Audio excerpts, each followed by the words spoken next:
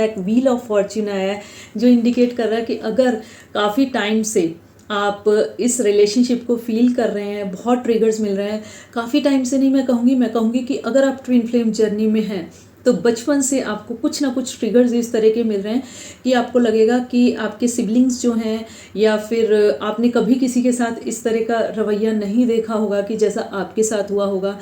कुछ कमियां आपको बचपन में ज़रूर से महसूस हुई होंगी, लेकिन फिर भी एक स्पिरिचुअलिटी की तरफ आपका कनेक्शन, आपकी एक बहुत ही ज़्यादा इंट्यूशन पावर अच्छी होना, खुद को बचपन से ही सबसे अलग रखना और अपने आप में ही खुश रहना, मस्त रहना।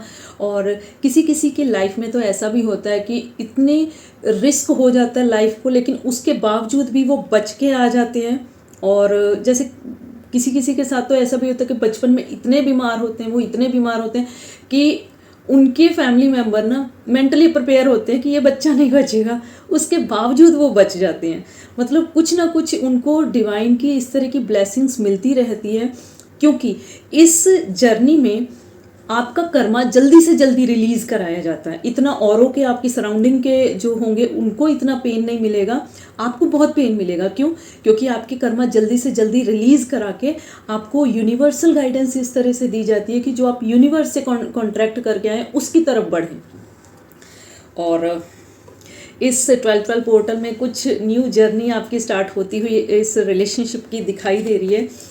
अब हम देखते हैं ओशोजन कार्ड के थ्रू कि आपको अपने अंदर इस जर्नी में क्या चेंज लाने की ज़रूरत है, क्योंकि खुद को अप टू डेट रखना बहुत ज़रूरी होता है। जब हम सोचते हैं अब हमें चेंज की ज़रूरत नहीं, तब हम वहाँ पे फिनिश हो जाते हैं, हम ख़त्म हो जाते हैं। तो अपने आप को डेली अपडेट रखना बहुत ज़रूरी होता है। तो देखते हैं इस दिसंबर के महीने में 12-12 पोर्टल में आपको खुद को किस तरह से अपडेट रखना है। आपका फर्स्ट कार्ड आया है ऑर्डिनरीनेस, कि अपने आप को इतना डाउन टू अर्थ रखिए और अपने आप को यूनिवर्स की और इस जो नेचर होती है उसमें मिक्स एंड मैच कीजिए। ये कार्ड आया है आपके लिए।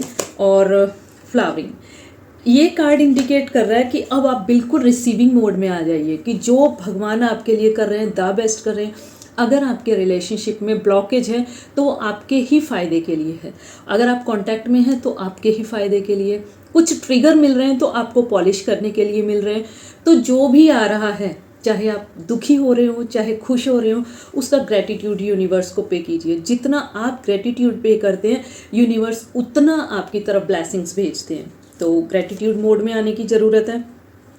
जहाँ दो जगह खुद को अटका हुआ महसूस कर रहे हैं, आज़ाद होना चाहते हैं, तो ये वो टाइम आया कि एक डिसीज़न लेके आपको एक साइड होने की ज़रूरत है, जो कि आपके लिए, आपके नियर एंड डियर के लिए अच्छा हो। इस तरह का डिसीज़न, सेल्फिश नहीं होना है, लेकिन इस तरह का डिसीज़न लेना है कि आप ये जो बीच मझधार में अटके हैं, ना इधर जा पा रहे हैं ना उधर जा पा रहे हैं, तो एक तरफ ऐसी ये प्लान कीजिए, इस तरह का डिसीज़न लीजिए कि जिसमें किसी का नुकसान ना हो।